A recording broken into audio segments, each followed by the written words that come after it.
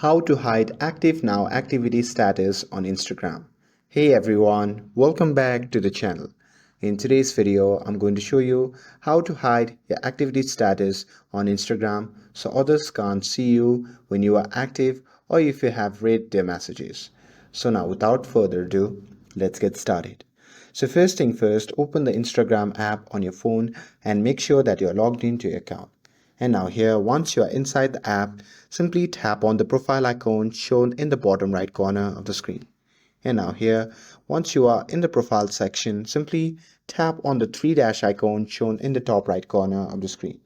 And here, once you tap on it, you'll be prompted to the settings section. From here, you simply have to scroll down and there you can see the option labeled as messages and story replies. So simply tap on that.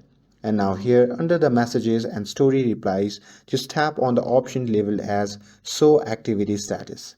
And now here, once you see the interface like this, as you can see, it's already been disabled. So here, if you have enabled the activity status, just toggle off this option and that's it. That's how you can hide active now activity status on Instagram.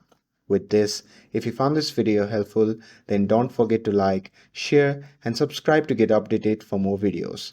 Thanks for watching and I'll see you in the next video.